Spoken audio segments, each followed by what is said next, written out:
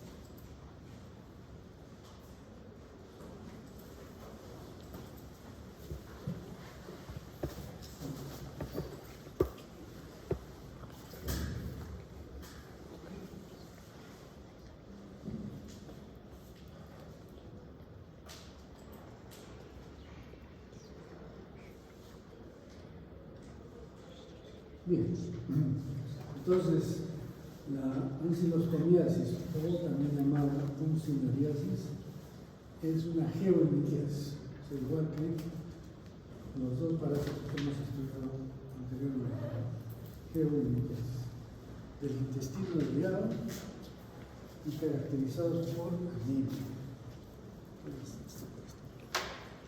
Y esto es importante porque estos dos parásitos que vamos a ver son hematófagos muy voraces, consumen gran cantidad de sangre y dan síntomas pulmonares y también digestivos, pero los pulmonares no todos, a veces sí, a veces no, ya vamos a ver por qué. Y principalmente son frecuentes en el clima cálido y adquiridos también algunos por la piel y otros por biólogos. Vamos a ver por qué es esto. Entonces, son dos parásitos que son importantes: ancilostoma duodenal y Decathlon. Estos son los gusanos. ¿Recuerdan cuando hemos visto Ascaris? ¿Cuánto medía? 25 centímetros. 15 centímetros, más o menos. Entre unas y otras. Después tricocéfalos, 5 centímetros. Y estos son de 1 centímetro. Un poquito más, un poquito menos. Ancilostoma duodenal es un poquito más grande y más grueso. El Decathlon más grande y más. Entonces, estos son los otros gusanos. Vean estos gusanitos, esta es su morfología. Entonces, tiene una morfología muy especial. Partiendo desde la parte cefálica. En la parte cefálica vamos a tener esto. Esta es la parte cefálica, que tiene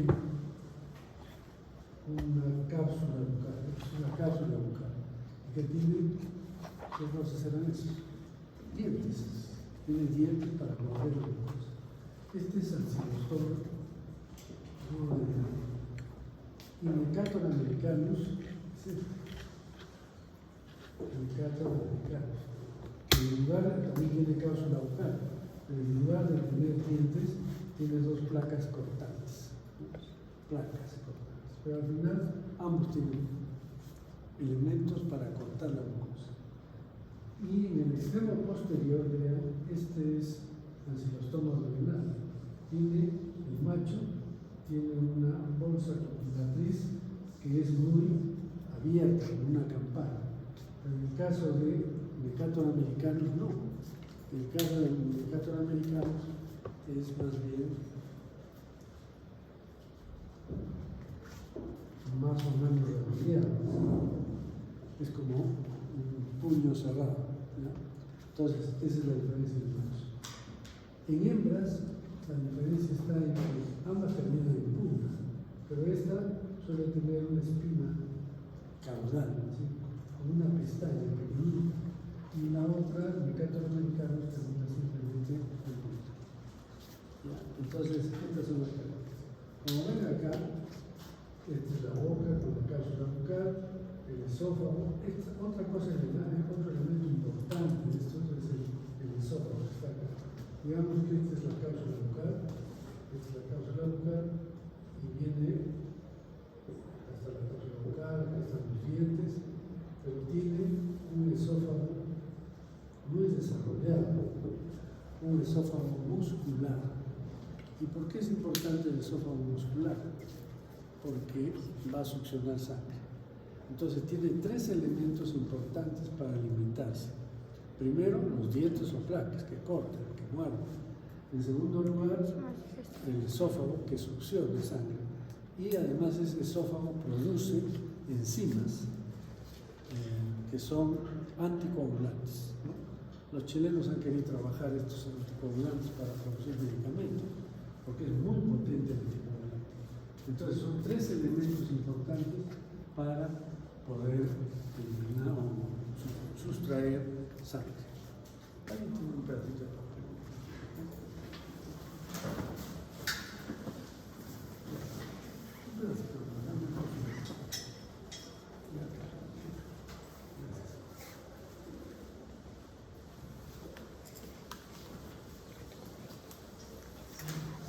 Entonces, hemos visto el esófago, viene el aparato del esófago y continúa con el intestino, que termina en la región anal. La hembra tiene una región anal, pero el macho también tiene el esófago, el intestino, pero que termina junto con el aparato reproductor, o sea, se llama cloaca, ¿no? Eso se llama cloaca. ¿Y qué más tiene? La hembra, miren dónde tiene la vulva, está aquí. Digamos, en la unión de los dos tercios anteriores con el tercio posterior. Está separada la vulva, es lo que continúa la vagina, el útero, ¿no? El oviducto y el ovario. Todo está acá en la hembra.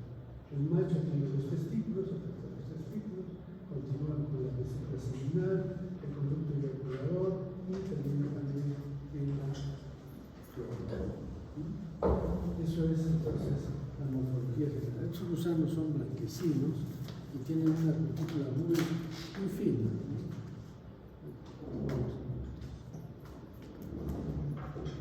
Entonces acá tienen, para que vean la parte de arriba, ancilostoma duodenal, digamos, la parte anterior y esta parte es la bolsa copulatriz del macho, abierta, como campana. Y esta es la hembra.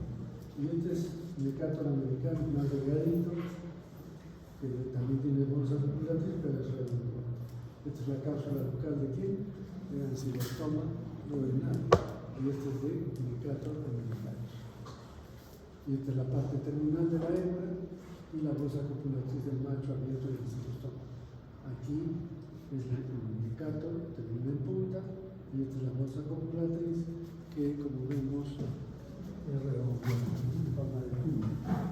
Entonces ya tenemos los elementos para distinguir a estos dos gusanos.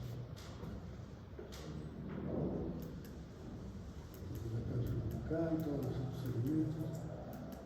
En punta, tiene una espina caudal que la vamos a ver ahora.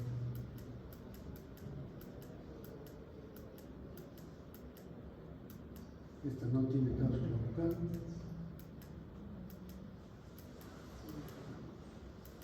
Entonces, ¿qué será esto?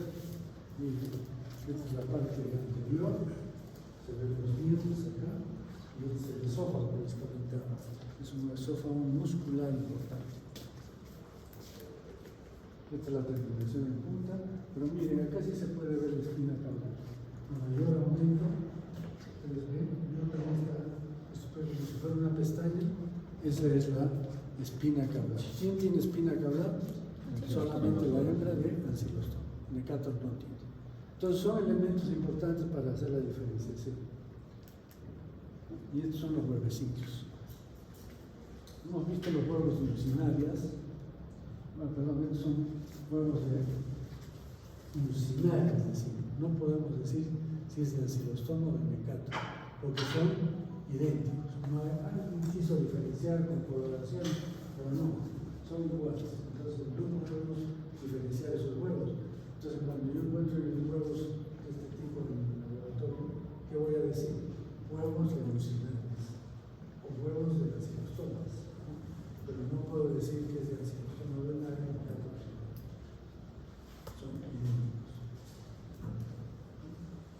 esto, aquí vamos a estudiar las larvas, porque los estadios infecciosos ya no son los huevos, sino las larvas. Entonces, del huevo sale una larva pequeña que mide 250 micras. Esto está alrededor de 250 micras. Y tiene una boca, la boca larga y un primorio genital pequeño. Esto es importante porque después vamos a ver otro parásito que exactamente tiene al revés sus larvas. La boca es corta y el primorio genital grande. Entonces, ¿qué más es importante? ¿Por qué se llama raptitorio? Porque hay un grupo de nemátodos que son raptitis y tienen la característica de tener el esófago bulboso. Y ese esófago bulboso que los caracteriza a estas larvas también, por eso se llama raptitorios, parecidos a los raptitis. El esófago bulboso se ve en 40X. ¿Por qué se ve en 40X? Porque en 40X una estructura de 250 se ve completa, no hay ningún problema. Y la cavidad bucal larga y el primorio genital pequeño. Pero esta larva 1, el raptitoide, se convierte en larva 2, raptitoide, y después en una larva 3 filariforme. Esta larva 3 filariforme ya mide más, aproximadamente 500 micras, es el grande, y es el doble de la otra. Tiene un esófago corto y la cola termina en una punta aguda. Pero además esta característica de estas larvas es que descubre una vaina que envuelve a toda la larva. Es importante que se ve claramente, transparente. Es una vaina transparente. Pero esta es la larva filariforme, entonces tiene esófago corto, filiforme corto, y no se ve se ve en 10, porque si es en 40, con ese aumento, vamos a ver la mitad de la larva, ¿no? Entonces, hay que ponerlo como más bonito. Y termina en punta, muy alto. Entonces, esta es la característica de la larva filariforme. En realidad, es como una aguja, muy fina, muy delgada, 500 micras. ¿Se podrá ver 500 micras a simple vista? Bien difícil, porque el hombre puede ver 500 micras, que es medio milímetro, pero con mucha dificultad. Y como son tan delgaditas, no se ve. Entonces hay que verlo con microscopio. Estas larvas son las que finalmente van a infectar a las personas. Entonces, ¿cómo es el ciclo de vida de esta parasitosis? Estos gusanos viven, hemos dicho, en el intestino delgado, el intestino delgado. ¿Cómo viven? ¿Estarán libres o fijos? Fijos, porque están mordiendo la mucosa, muerden la mucosa y así se quedan fijos. Y entonces ahí van a succionar sangre, van a alimentarse y la hembra va a colocar huevos. Entonces la hembra coloca estos huevos que son infértiles, que solo tienen una cubierta. Creo que no hemos hablado de los huevos. Entonces estos huevos miden más o menos 60 micras y tienen una sola cubierta transparente. Y a veces si uno no mueve el microscopio no la ve, lo único que va a ver es la masa embrionaria. Y esta masa embrionaria tiene forma de blastómeras, así como, digamos, bolas de helado que voy juntando, tiene 4 o 6 bolas de ese tipo. Ese es el huevecito, ¿no? Este es el huevo de bucinares. Entonces, hemos dicho, no se puede diferenciar uno del otro. Entonces, ¿cómo es el ciclo? El adulto, la hembra coloca huevos, un maduro que cae al suelo. Y entonces estos tienen que necesitar también de condiciones adecuadas del ambiente. ¿Recuerdan cómo era de ascas y citricocéfalos? Había suelo arcilloso, temperatura, humedad, sombra, ¿no? En este caso es parecido, pero el suelo no es arcilloso. No requiere un suelo arcilloso. ¿Por qué? Porque ustedes saben que la arcilla, cuando está mojada, es pegajosa. Y estas larvas se desplazan en el suelo. Entonces es difícil que se desplace en un suelo arcilloso completamente. tiene que haber algo de arena, o sea, un suelo arenoso. Puede tener arcilla, pero no mucho, y arenoso. Pero además, ese suelo tiene que tener restos orgánicos de plantas en descomposición, animales en descomposición, heces, para poder alimentarse, porque esas larvas se alimentan en el suelo. Entonces, esa característica del suelo no es ácido, sino arenoso y con restos orgánicos. Lo demás es igual, temperatura, humedad, sombra, etc. Entonces, y listo, en un plazo de 7 días, 5 días, rápidamente va desarrollando esta masa embrionaria, se convierte en una larva, que es la larva 1, un rapiditoide, que hemos visto.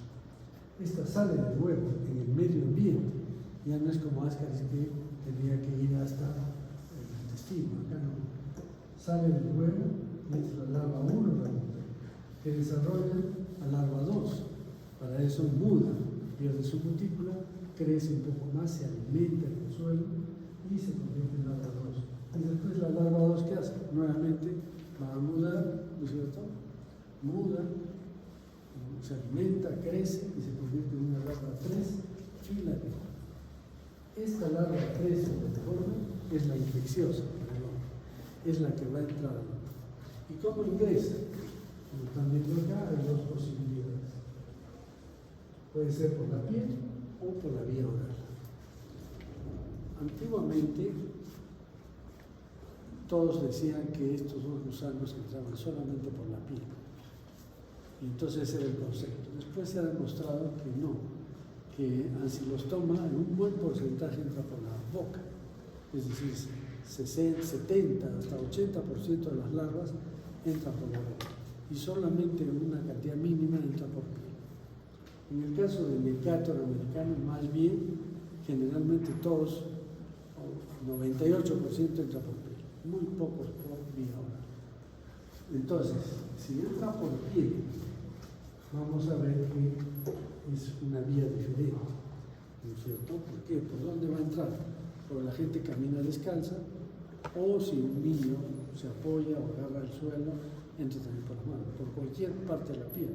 Si una persona, un niño desnudo se sienta, también entra por los glúteos, o sea, por cualquier sitio. Pero lo más común es que entre por los pies cuando la gente camina descalza. Y entonces, ¿qué va a suceder? Agarra, entra, perfora, se quita esa vaina que no le dejaba, porque la larva está dentro de una vaina. Y esta vaina es interesante porque si la larvita no logra infectar a una persona, en 40 días más o menos, se muere. ¿Por qué se muere? Porque como la vaina lo cubre totalmente, ya no puede alimentarse. Esa es la característica de estas larvas. Entonces, cuando entra a la piel, entra porque tiene movilidad, porque tiene la movilidad y la forma fundamentalmente hace que entre la larva. Pero la vaina se pierde en la entrada y ya queda la larvita, que tiene enzimas, que tiene mucha movilidad, entonces penetra un vaso sanguíneo. Y por el vaso sanguíneo, digamos, entra por las venas pédias, ¿no es cierto? De ahí seguirá la safena. ¿De la safena qué viene? Anatomía. ¿Qué viene? La vena safena, después viene la femoral, después vienen las celíacas, ¿no es cierto? Y la cava inferior, el corazón, y del corazón llega al pulmón. Y en el pulmón, esta larva, que es la larva 3, perfora, igual que en el caso de Ascaris, que perfora el endotelio, es la pared del saco alveolar y cae al alveolo. Entonces ahí ya tenemos la larva 3 filariforme. Esta muda, o sea, se quita la cutícula, la deja ahí en el parénquima pulmonar y se convierte en larva 4. O sea, en Ascaris, ¿cómo era? Llegaba a la larva 2, se convertía en larva 3 y larva 4. Había dos mudas. Entonces, ¿cuál causará más daño en el pulmón? ¿Ascaris o mucinaris? Ascaris, dos mudas, no más tiempo está ahí. Y entonces ya se convierte en larva 4. Y la larva 4 va por los bronquios, epiglotis, al intestino. Y esa se convierte en juvenil y adulto. ¿Listo? Ese es el ciclo si entra por piel, que es necato principalmente. Pero ancilostoma entra por la vía oral. Entonces, si entra por la vía oral, a través de los alimentos, del agua, la larvita entra al intestino, la larva 3. ¿Y dónde se convierte en larva 4? Esta larva 3 se mete a la mucosa intestinal. Algunos dicen que incluso puede ir a la pared del esófago, etc. Pero fundamentalmente es la mucosa intestinal. Y en la mucosa intestinal, ¿qué hace? Se convierte en larva 4. Muda dentro de la mucosa, se convierte en larva 4. Y cuando ya es larva 4, sale otra vez a la luz y se convierte en adulto. Entonces, necatos, ¿dónde desarrolla? En pulmón, las larvas. Y ancilostoma solamente en el intestino. Pero ¿qué pasa si ancilostoma ingresa por la piel? Entonces va a entrar por la piel, vasos sanguíneos, llega al pulmón, perfora el pulmón, también causa daño, pero no cambia de estadio.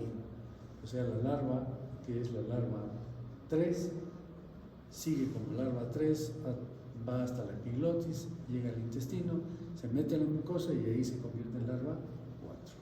¿Ya? Esa es la característica. ¿Bien? Entonces, este es el ciclo de esta larva. Si recordamos un poco, localización, intestino delgado, recuerden, estadio de salida, ¿cuál es el estadio de salida? Estadio de salida. ¿Cómo? Fuerte. Largo.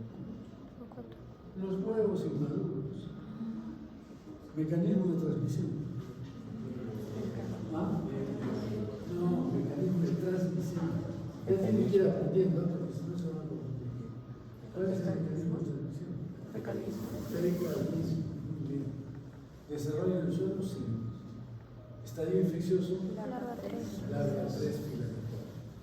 Mecanismo de infección. Por la piel.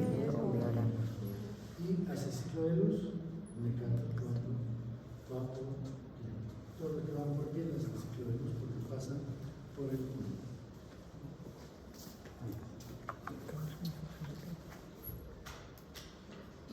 Entonces, ¿qué daño causan estas larvas? Miren cómo ingresan por la piel, produce una reacción alérgica importante, ¿no? Se nota por dónde camina la larva, hacen un camino serpenteante, muy evidente, sobre todo en personas blancas se nota muy claramente. En personas morenas o negras a veces no se distingue muy bien, pero hay todo un proceso inflamatorio. Entonces, ¿cuál es el daño que causa este gusano? Las larvas van a causar daño destructivo. ¿Por qué destructivo? Porque están perforando la piel, ¿no es cierto? Perforan la piel, ingresan por la piel, dejan sus vainas, y al dejar la vaina, ¿qué va a producirse? Un daño inmunológico. Y si hay daño destructivo y hay daño inmunológico, el organismo reacciona. ¿Cómo reacciona? Con un daño inflamatorio, exagerado, ¿no? Se produce una inflamación. Podemos ver acá, ¿ya? Miren. Y bueno, acá se ve claramente cómo ingresa la larvita por la piel. ¿Y qué mecanismos de daño tiene? El tamaño es una larva de 700, 500 litros más o menos. La forma, ¿qué forma tiene? Muy filiforme. Tiene movilidad, ¿sí? Tiene enzimas, claro, para romper los vasos, etc. Y de acuerdo al número, cuanto más número de larvas, mayor va a ser el daño. En el caso de Necator americanus, esta larva 3 va a desarrollar larva 4, ¿dónde? En el pulmón. Entonces en el pulmón también hay daño destructivo, hay inmunoalergia, hay cutículas, hay destrucción, hay cutículas, hay antígenos de la misma larva y hay un daño inflamatorio. Entonces se están dando cuenta que ya tenemos daño a nivel de piel y a nivel pulmonar, ¿no? En el caso del caso. ¿Y de qué depende el daño? Igual, tamaño, forma, movilidad, enzimas. Y tiene antígenos parasitarios y tiene la reacción de bacterias. Miren acá, esta es una mucosa intestinal. Miren los alimentos, son blanquecinos, y están mordiendo la glucosa. Y para prueba de ello hay una fotografía muy evidente. Este es el gusano, miren su esófago, esta es la cápsula bucal, y ¿qué es este pedazo? Esto es glucosa, está mordiendo la glucosa, y por lo tanto está sustrayendo sangre. Entonces ¿de qué depende el daño del adulto ya? De la cantidad de gusanos que hay, el número que se alimentan de sangre. ¿Cuánto de sangre consumen estos gusanos? ¿Se acuerdan cuánto consumía tricocéfalos? 5 microlitros por gusano por día. 5. Mecatos americanos consumen 10 veces más, 50 microlitros por gusano por día. Y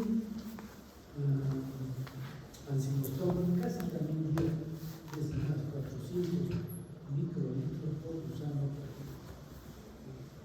O sea, ¿cuánto es 400 microlitros? Casi medio mililitro por gusano por día. Imagínense, tenemos 200, 300 gusanos, ¿cuánto consumen? Es como una taza de sangre, ¿no? Es bastante. Lo que pasa es que estos gusanos no están solos. Cuando uno hace examen de heces, y son gusanos de célula, tienen ascaris, tienen tricocéfalos, tienen mucinares, Ancylostomum medicatum. Y después vamos a ver otros más, pero son por eso que consumen no solamente sangre, sino también consumen proteínas. ¿Por qué? Cuando muerden y succionan sangre, la sangre no solo son latinas, sino que son más, que son proteínas. Entonces, esto es importante eliminar. Estos gusanitos son capaces pues, de sustraer una buena cantidad de sangre y también de proteínas.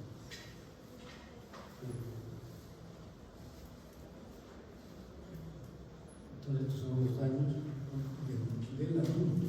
El adulto produce daño expoliatriz, que ya no es sustracción de alimentos, como ascaris, es sustracción de sangre. Y para ello podemos hacer el tipo de alimentación, el número de gusanos, el esófago muscular, tiene enzimas anticoagulantes, etc. ¿Cómo es la clínica?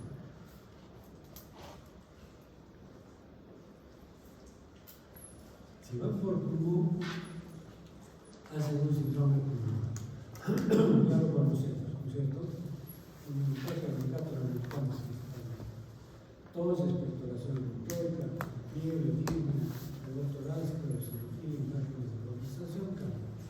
Eso es un síndrome pulmonar que hemos visto en ascaris. Claro, en ascaris es más evidente. También tiene un síndrome digestivo. ¿Por qué hay un síndrome digestivo? Porque los gusanos están mordiendo la glucosa. Y entonces el organismo se da cuenta que hay gusano y trata de eliminarlos y aumenta el peristaltismo. Entonces a veces puede haber diarrea, pero no siempre. Y si es una diarrea no es tan importante. Pero si hay dolor. Y además un síndrome general. ¿Qué es el síndrome general? Dermatitis. ¿Qué es dermatitis? Inflamación de la piel por ingresa a la ¿no es cierto? Anemia, muy evidente esta anemia. Tenía una vez un paciente que era un señor ya de edad, que viene caminando a la consulta y me dice, doctor, me siento un poco mal. Entonces estaba totalmente pálido. Le hicimos hemoglobina, tenía 5 de hemoglobina. ¿Cómo es que una persona puede venir con 5 de hemoglobina? ¿Cuánto es lo normal?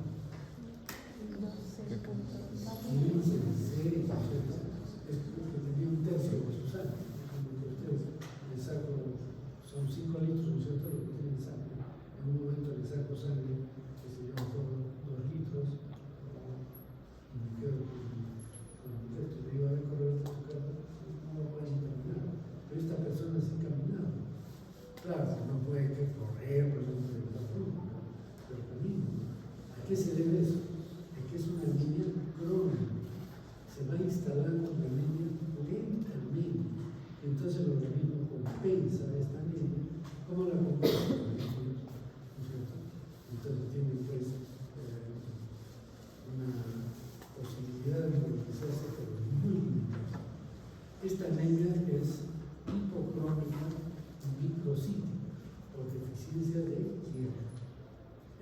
tiene las mismas manifestaciones que hemos visto en el niño, ¿cierto?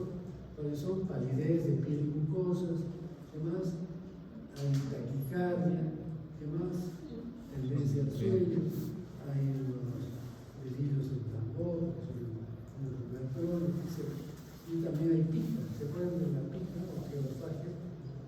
Eso también es evidente en los pacientes de esta parasitosis. Entonces tienen pensamiento. Pueden tener también ascitis, porque hay un déficit de proteínas, puede haber ascitis.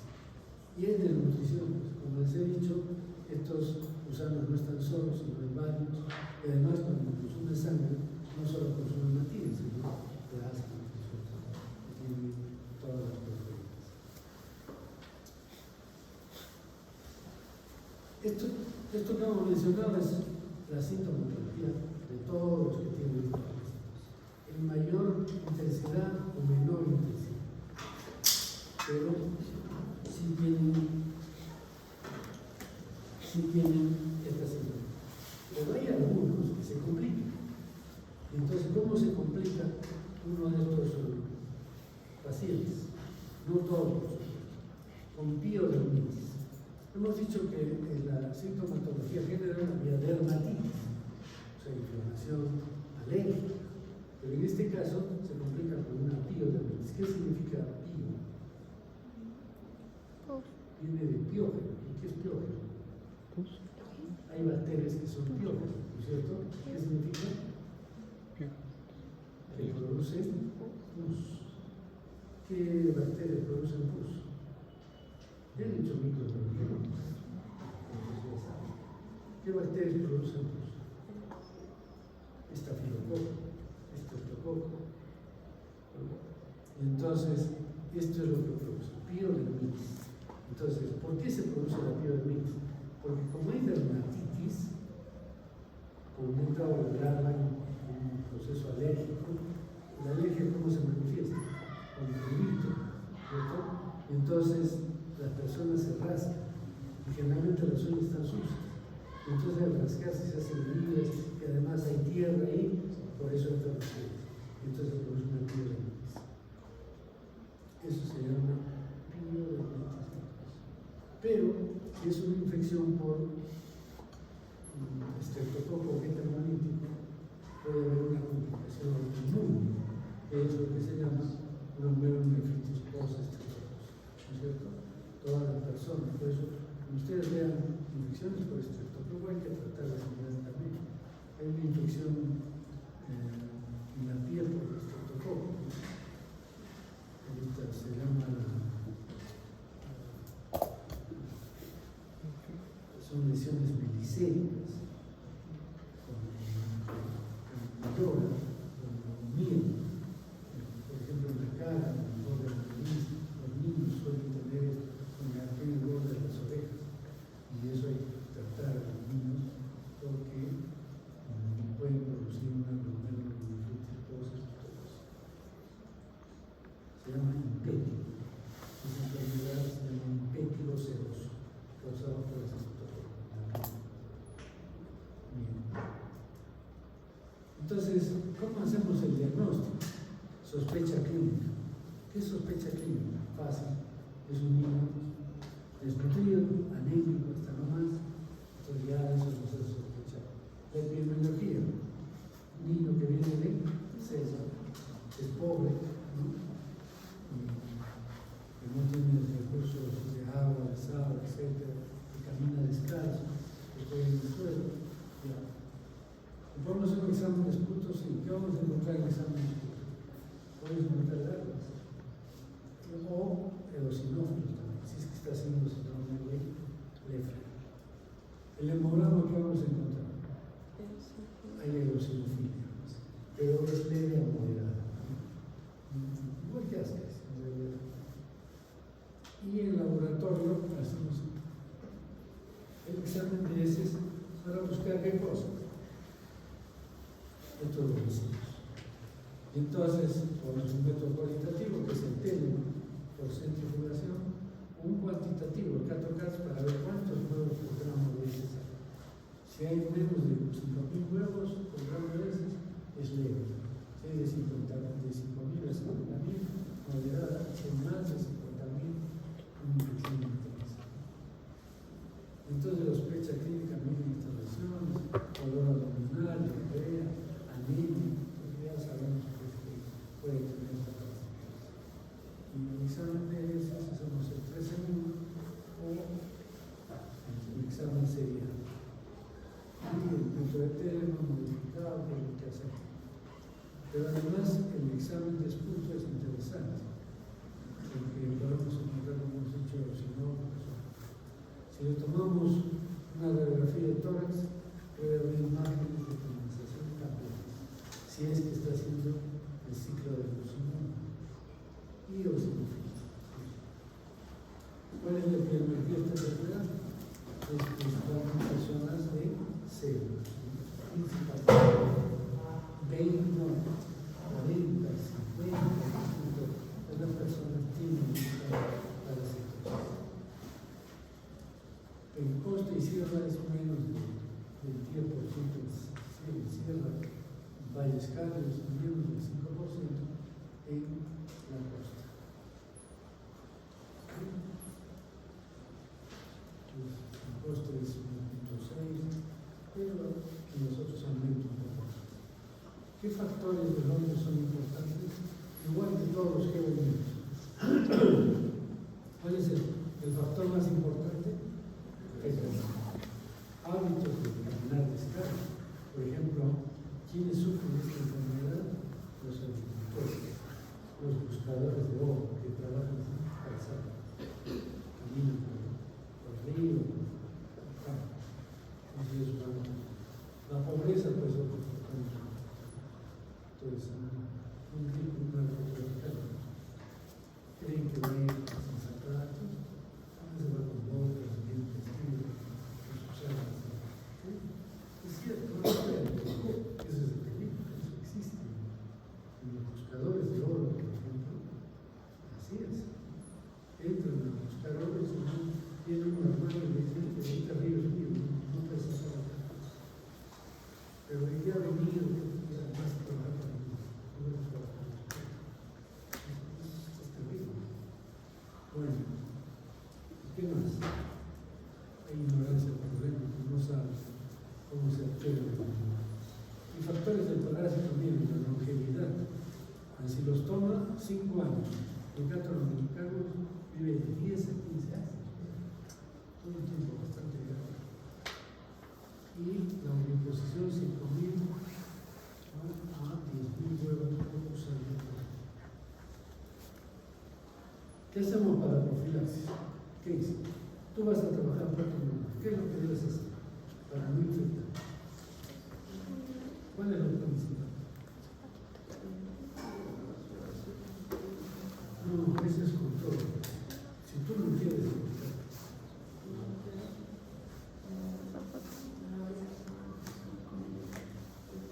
no caminar. nunca. ¿Y qué pasa? Que hasta los turistas, todos nosotros, ¿no? Llegamos a Selva. ¿Alguien ha estado en Selva? ¿Alguien ha estado en Selva? ¿En qué sitio? La esa ceja de Selva también. La Selva baja, ¿verdad? ¿Y qué se llama? Hace calor. Entonces uno llega y se quita la ropa, un poquito, ligero, su short y sus sandalias, sus seguridades. Eso es cierto, pero mucho cuidado. Dejas de la piel, los mosquitos te van a chocar, miadas y todo lo demás. Y los pies te infectas a lo que dejan al documento. Entonces, ¿qué tienes que hacer para profilaxis? Usarlas. Y entonces, cuando los turistas van a hacerlo, muchos turistas hacen estos hoteles de selva típicos, en la noche, y ahí hay todo el material rústico, propia selva.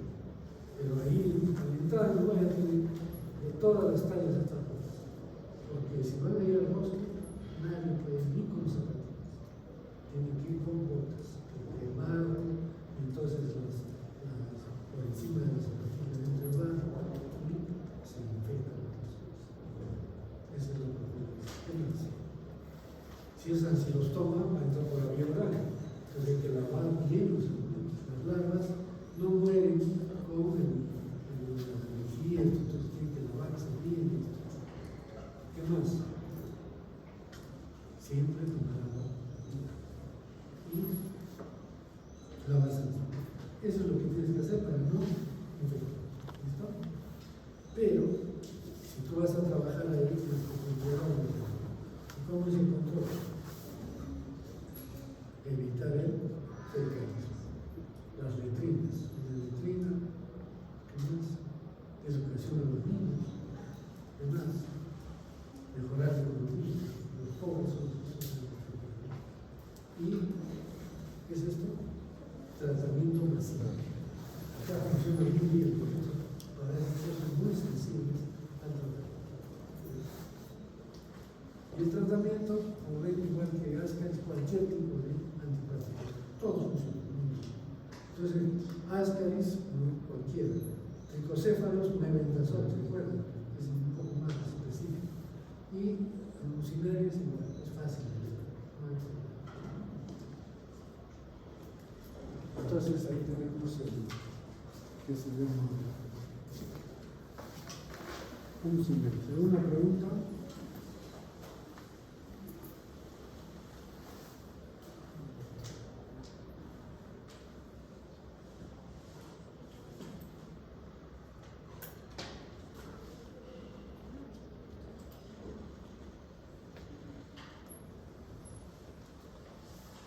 Hay otra parasitosis, esta sí es mucho más complicada, que se llama estronquiloidiasis. Estronquiloidiasis es una geolintiasis también, ¿sí? Es una geolintiasis del intestino delgado, caracterizada por síntomas pulmonares. Acá se tienen síntomas pulmonares intestinos, relacionada a inmunosuprimidos. Los inmunosuprimidos pueden morir por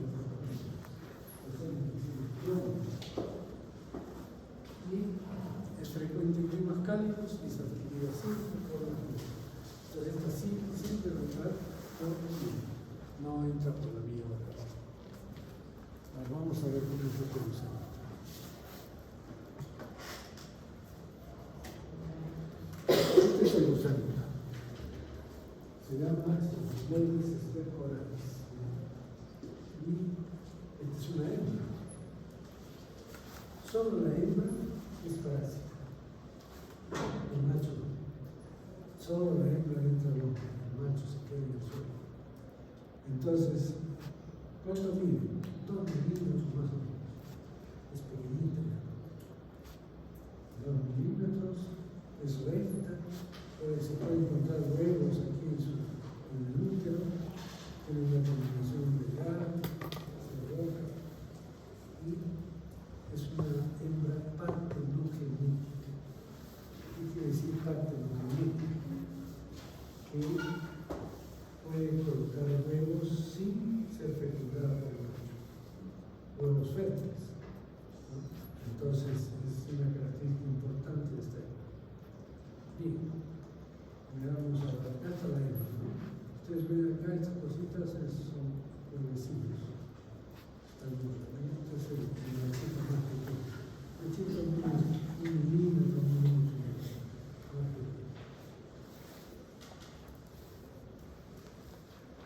Pero veamos acá las larvas. ¿Se acuerdan que hemos visto larvas evolucionarias? Estas larvas evolucionarias, ¿cómo eran? Esófago corto y termina en puntita, ¿no? Mientras que las larvas filariformes son larvas filariformes. De estrongyloides es un poco más grande, 700 micras más o menos. Y el esófago es más largo y delgado y termina en una muesca, no en punta. Entonces, si ustedes se acuerdan que hemos hablado de las funcionarias, ¿qué tenían las larvas filariformes además? Una vaina que le cubría, ¿no es cierto? Esta, unos dicen que no tiene, otros dicen que sí tiene, pero tan adherida a la larva que no se nota todavía.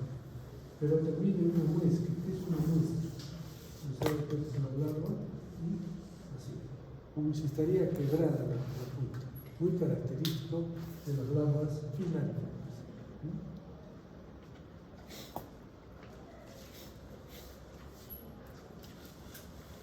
Entonces estas son larvas 3 filántropes. Veamos la larva rhabditoide. Entonces recuerden que yo les dije en un final cómo era la larva rhabditoide, que tenía boca profunda y primorio genital pequeño. Esta tiene boca corta, pequeña, y este es el primorio genital. ¿Qué es el primorio genital? Es lo que va a ser en el futuro la palabra recta. Entonces, este primorio es evidente, eso no se ve mucho en el instrumento, ¿cierto? Se ve fácilmente, solamente que lo vean con el instrumento, refleja fácilmente el primorio genital. Entonces, estas larvitas son de 250 micras, igual que las rhabditoides evolucionarias. Entonces, ¿cómo diferencio rhabditoides evolucionarias de Ancylostoma funcionarias y estructurales? Por las estructurales tienen muy evidentes y en la boca está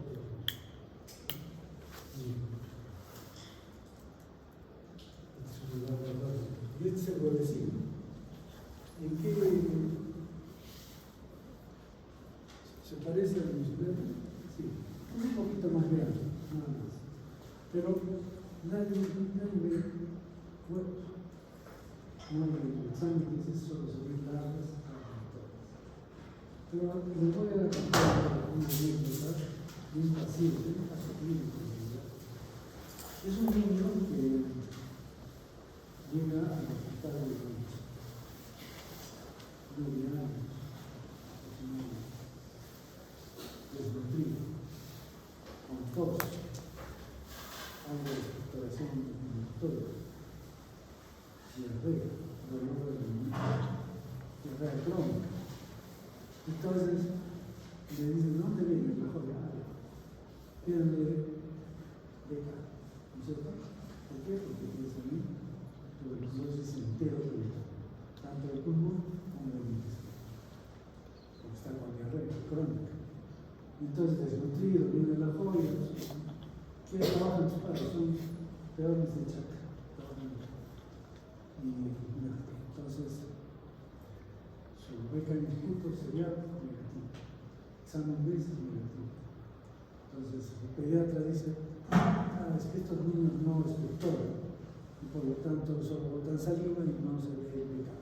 Bien, empiecen a ver el tratamiento con su vecino y todo lo demás para 3 semanas, igual o peor, no mejor.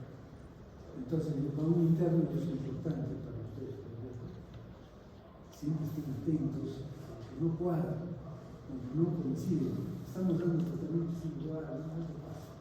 Entonces comienza a revisar su historia, todo el vestido, entonces, pero en el hemograma encuentra 30% de los xenófilos y se acuerda del parásito y dice, debe tener una parásito.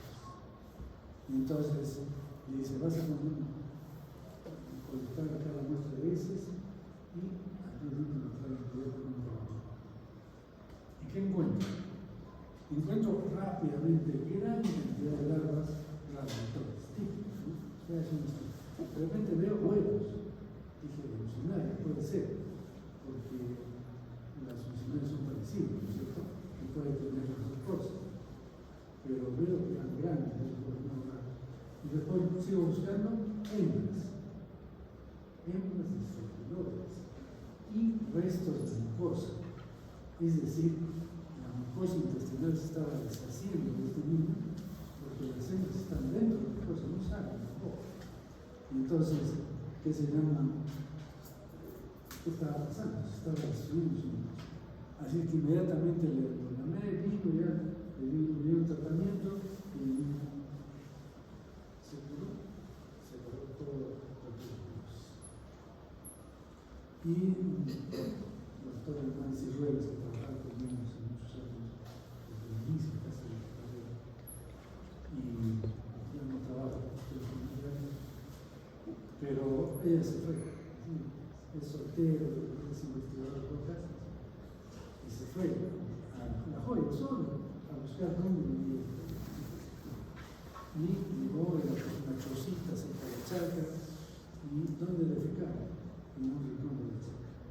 Pero, y tu papá, no, él viene de vez en cuando, era su padrastro en realidad, y venía de vez en cuando porque trabajaba en Puerto Marino.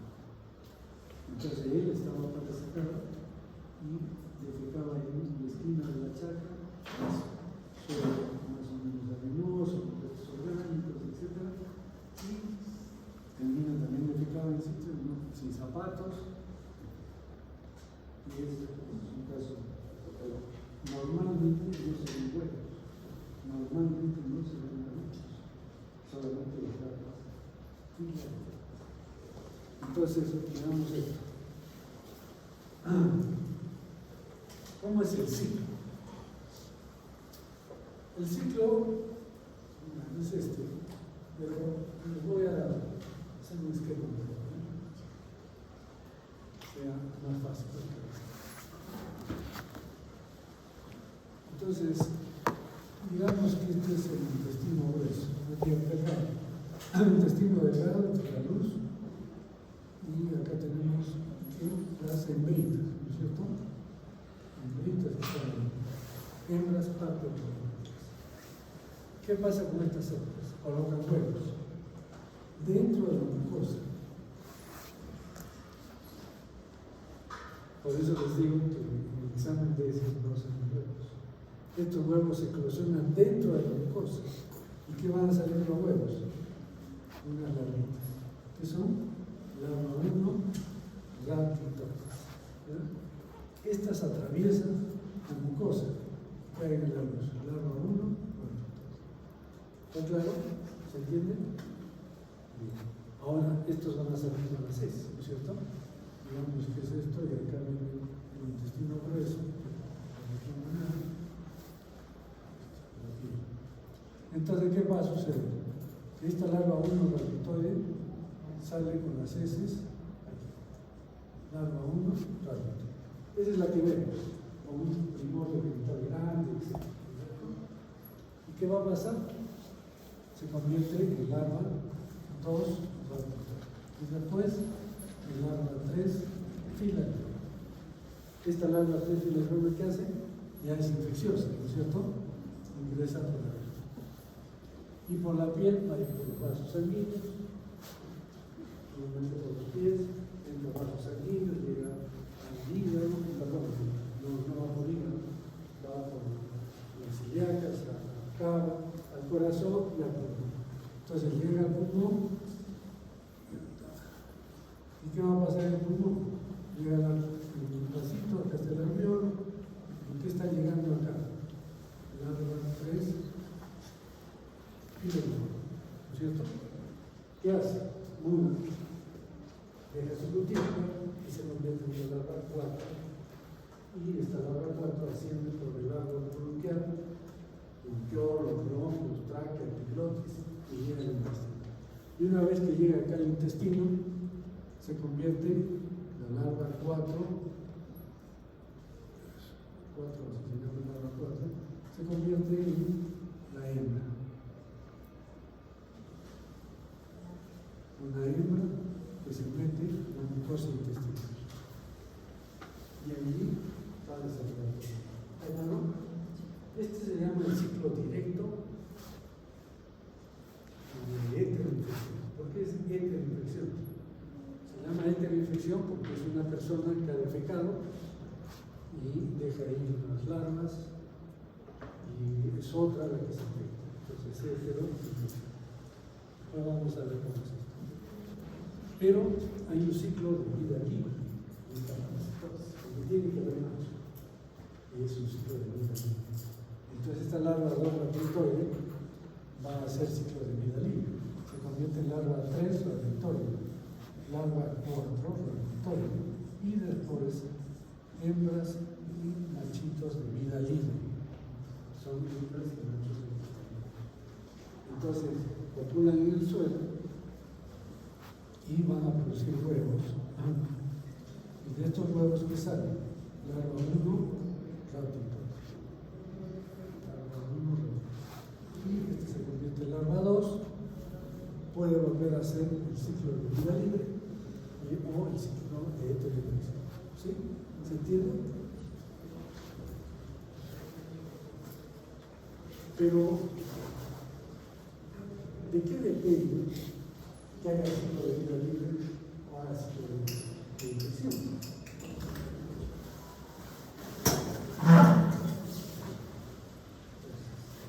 ¿De qué depende? De su carga genética. Entonces, ¿cómo es la carga genética? Hay huevos que ya están, los huevos del inicio, que tienen una carga genética de 13, vamos a empezar con 13, 3 huevos de cromosomas. Tiene 3 huevos de cromosomas. Esa ya genéticamente está determinada para ser hembra, parte del cuerpo. Si es 2N, va a ser una hembra, pero de vida libre. Y si es 1N, va a ser un machito de vida libre. ¿Está claro? Entonces, si este es 3N, este huevito y esta larva 1 ya tiene esa carga genética de 3N, ¿qué va a ser? Parásito. Larva 3 de la vida. Pero si es 2N o 1N, se va para acá. Vida libre. Se juntan acá y van a producir huevos, nuevamente huevos con 3N, 2N, 1N. Si es 2N o 1N, ¿qué va a hacer? Va a seguir el ciclo de vida libre. Pero si es 3N, se va a aparecer parásito. ¿Está claro? Y entonces ese es el ciclo de vida libre.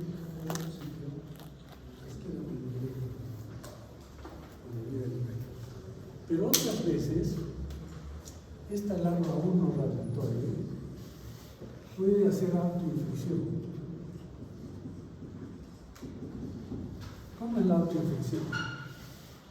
Que quedan restos orgánicos, quedan heces, claro, quedan heces en el margen renal de la persona que no se hace iniciante. Ya quedan restos de heces en el margen. Y ahí hay larvas radiatoides. ¿Y qué necesitan para desarrollar esa larva radiatoide esta forma? Temperatura. ¿Tienen temperatura? ¿Qué más? Restos orgánicos. ¿Hay restos orgánicos? Las heces son restos orgánicos. ¿Qué más? Humedad. ¿Hay humedad? Sí. ¿Qué más? Sombra. Sombra eterna. ¿No es cierto? Entonces, tienen todos los elementos necesarios para convertirse en qué? Esta larva 1 radiatoide se convierte en larva 2 radiatoide y larva 3 filariforme. Si es larva 3 filariforme, ¿por dónde ingresa? La piel. Por la piel del máquina. Alcanza un paso sanguíneo y se va al sistema y hace todo el ciclo. Eso se llama autoinfección externa. ¿Por qué? Porque está fuera de la autoinfección externa. Entonces la autoinfección puede ser externa y puede ser interna. ¿Está claro? Muy bien. Entonces, la externa es ¿cómo es la interna? Esto se ve mucho en inmunosuprimidos. Cuando las personas a veces tienen un tránsito lento, puede ser que esta larva 1 radiatoide se convierta en larva 2 radiatoide y larva 3 filariforme. Esto puede pasar en algunas personas. O sea, ya dentro del intestino grueso ya tenemos larvas 3 filariformes. Y si es una persona normal, esa larva va a tratar de ingresar por la mucosa del intestino grueso, pero es rechazada porque ya hay un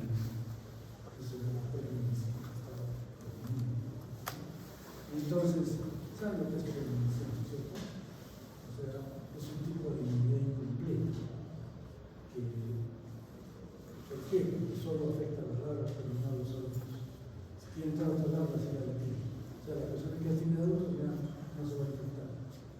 pero es temporal, porque solo duran los que estamos usando nosotros. Esos eran muchos parásitos. Bueno, entonces aquí tenemos que esta larva es la prenutrición. En personas normales puede funcionar, pero si es un inmunodeprimido, ¿qué pasa? Esta larva de 3 filamenas se mete por las venas del intestino grueso. Si es que es el movilidad inferior, puede irse para acá, pero si es el movilidad medio superior, sistema corto. Y pasa por el hígado, se va al corazón, al riñón, hacia el ciclo. Eso se llama autoinfección. Entonces, miren, hay 3 tipos de infección. La autoinfección interna, la autoinfección externa y la heteroinfección. Eso es, aparte del ciclo de vida. Entonces, es un poco complicado, ¿no? Entonces, miren acá, ¿qué es lo que tenemos? La heteroinfección, que se convierte en larva 3 filamenas, está por el pie. La de vida libre y la autoinfección interna y autoinfección externa, ¿no? Entonces las posibilidades de infección son mucho más altas en este tipo de parásitos. Bien, veamos ahora la patogenia. ¿Estamos con tiempo?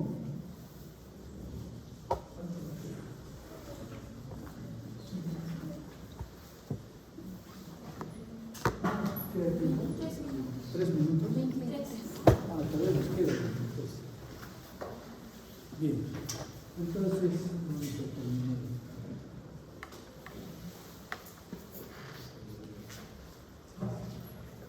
¿Cómo es la patogénesis? ¿Qué daño causa la gusano? Bien, al momento de ingresar, entra la piel. Entonces el intestino también va a producir daño. ¿Qué daño causan las larvas?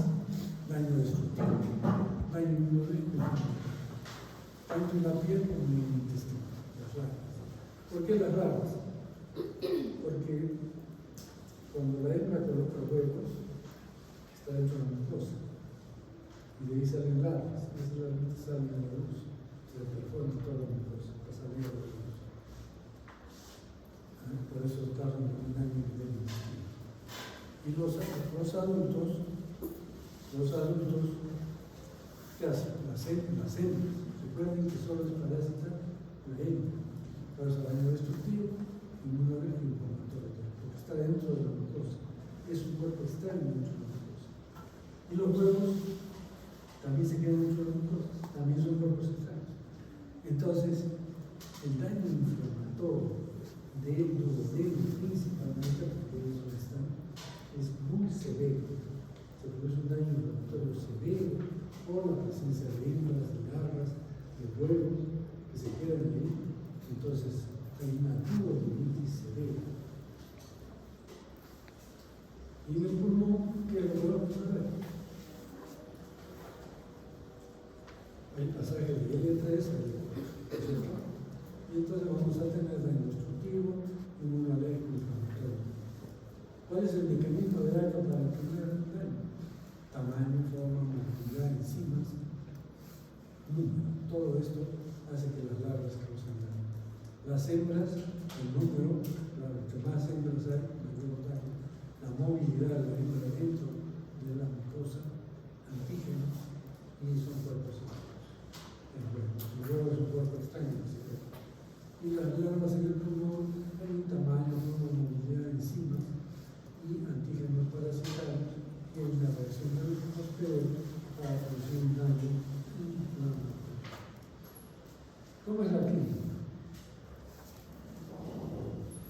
El hombro pulmonar, sí, siempre, ¿cierto? Siempre toca. Entonces va a ir por pulmón, síndrome de ya lo conocen.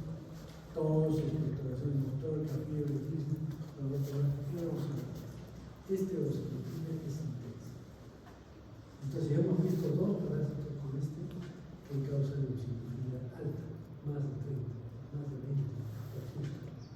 ¿Cuáles son?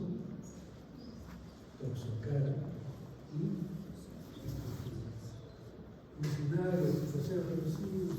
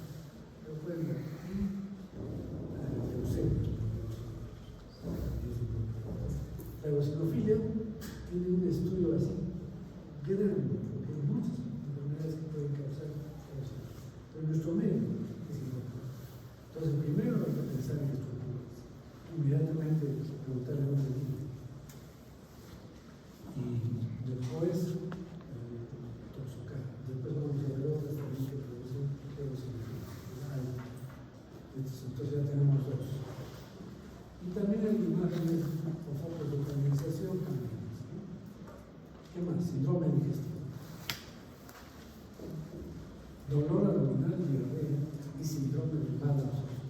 Aquí sí, el dolor abdominal es muy intenso.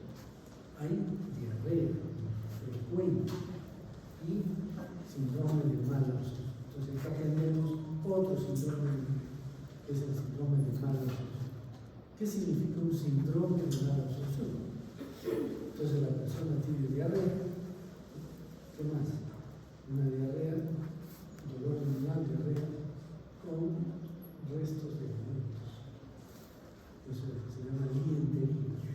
Dientería quiere decir que se eliminan pedazos de alimentos ingeridos. ¿Por qué? Porque hay un síndrome de mal absorción. Pero además hay heces abundantes, malolientes y con alto contenido de grasa. Entonces, hay mucho gas, hay mal olor. ¿Por qué hay mal olor? Porque como no se digieren las proteínas, pasan al intestino grueso. Y el intestino grueso se descompone, se pudre todas las proteínas. Y eso da mal olor. Además, hay alto contenido de grasa, porque no se absorbe la grasa. ¿Y cómo sé yo que tiene alto contenido de grasa? Puedo pedir al laboratorio que me haga un porcentaje de grasa. Pero si yo clínicamente, ¿cómo puedo saber? Bueno, ¿qué va a hacer? Sí, brillosas, pero además flotan en el agua. Entonces en el baño tienen que jalar 2 o 3 veces la boca porque no pasa, se van para arriba. ¿Por qué? Porque la grasa es un poco de su peso específico, entonces flota. Ese es un detalle que siempre hay que preguntar al paciente. Es un dato importante, ¿no? Eliminación de grasas y vitaminas también. Entonces va a causar desnutrición, un síndrome general, dermatitis, que ahora conocemos, y desnutrición. Estas causas de desnutrición severa.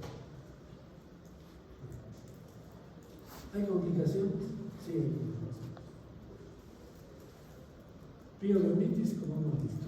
Glomerulonefritis postexplosiva también, ¿no? Igual que los niños, respecto al corazón. Pero además, como complicación puede haber infección crónica.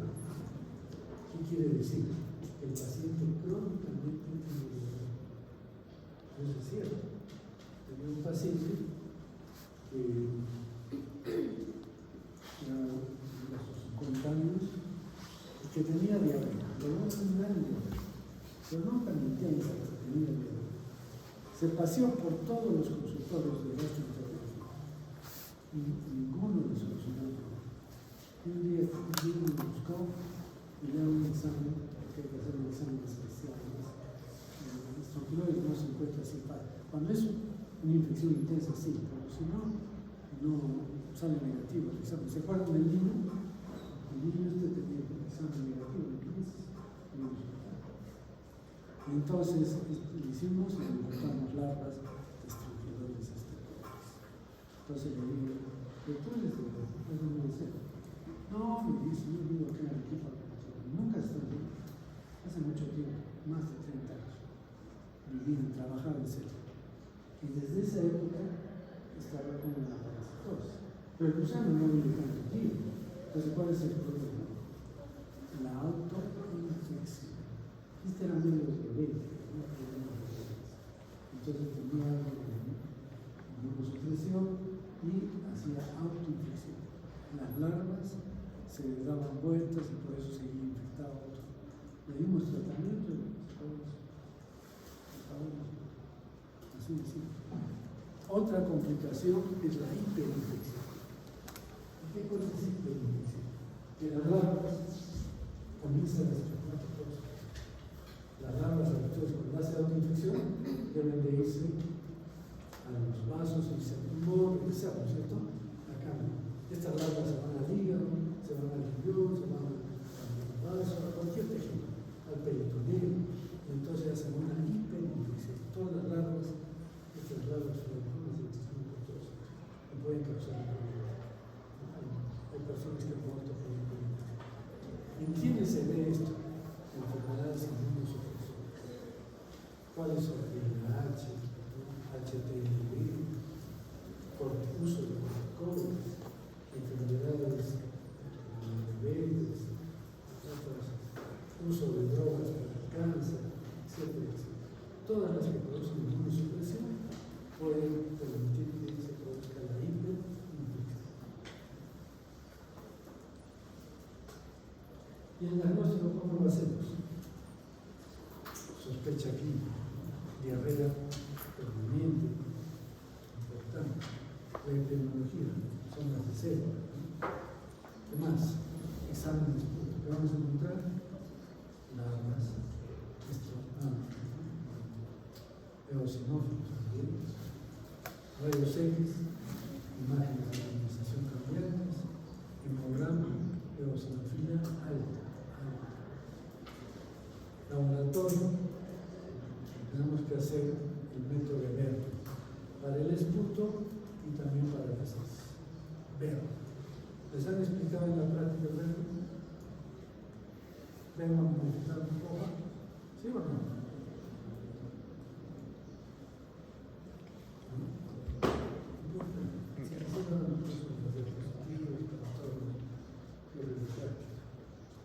¿No les han hecho exámenes de laboratorio? ¿No? ¿Has hecho prácticas? Ah, porque antes viernes. No estaba conmigo.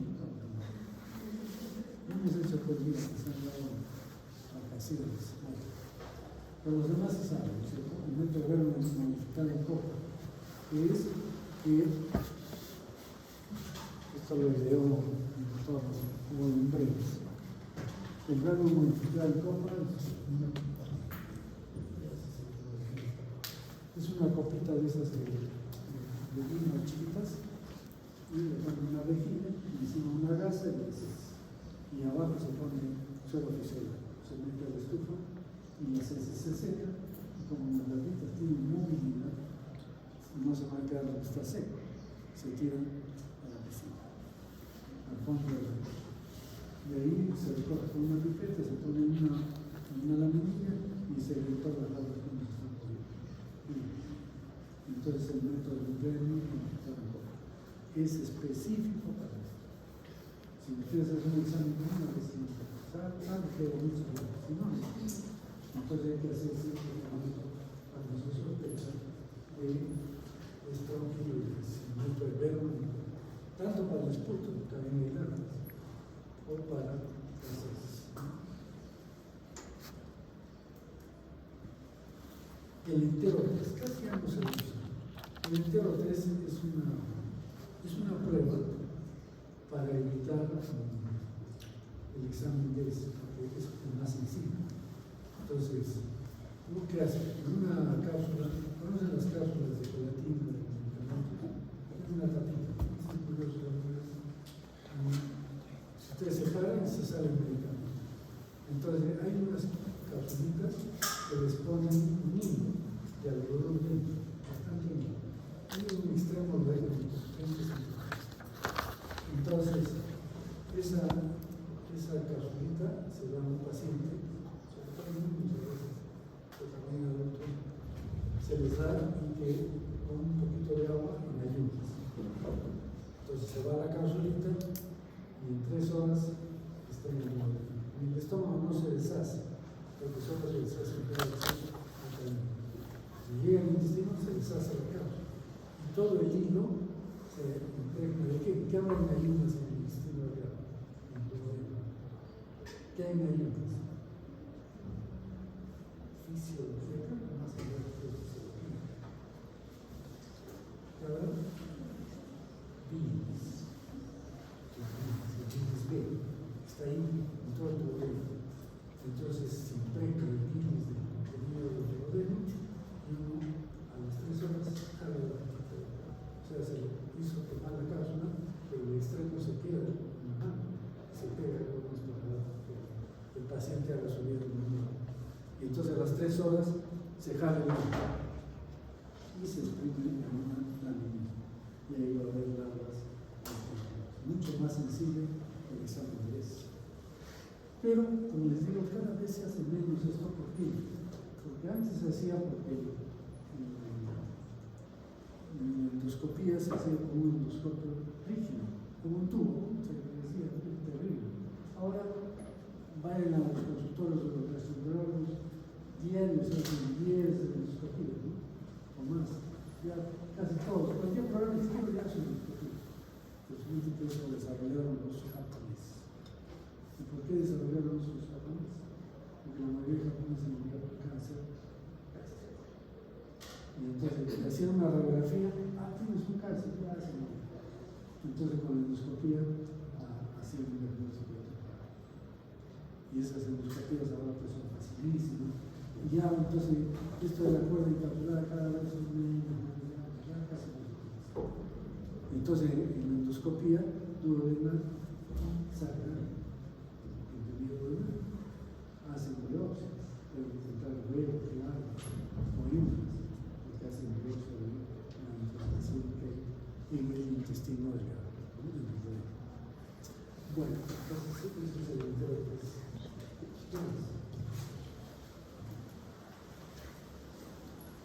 Prevalencia en costa 6. En selva es 30%. En costa, menos. Por eso este recuerdo es excepcional. Y en sierra, si es un país interactivo, menos del 5%. Esta es una enfermedad fundamentalmente de selva. Pero no siempre. Es un caso extraordinario. ¿Qué factores del hombre? Fecalismo, el fecalismo es fundamental. Hábitos, cantidad descanso, pobreza, problema y mundo especial. Factores del parásito, autoinfección interna y externa. Y también ciclos de vida libre.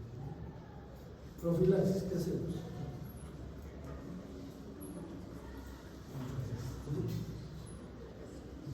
Siempre el uso de botas. Empieza a llover, hay que ponerse botas. Y el control, fecalismo, letrinas, educación a los niños, mejorar la economía y el tratamiento. El tratamiento es complicado, no es fácil. Hemos tenido que repetir dos. Antes teníamos el tiabendazol, no había inventado. El tiabendazol, que era difícil, lo tenían en Brasil. Cada que tenía un amigo que le decía, traes unos tabletas de tiabendazol. No, entonces no teníamos que tratarla. Pero después aparece el medicamento. Y ahora, al principio, todo era difícil. Después de la pandemia, ya vi ivermectina hasta la tienda del esquina. Y probablemente muchos se han encontrado en la estructuralización de ivermectina sin saber, porque se tomaban para todo. Es una buena droga de vida. Y es una sobredosis. Porque nosotros, en ese paciente que hemos encontrado, hemos usado dos dosis. Se le dio una dosis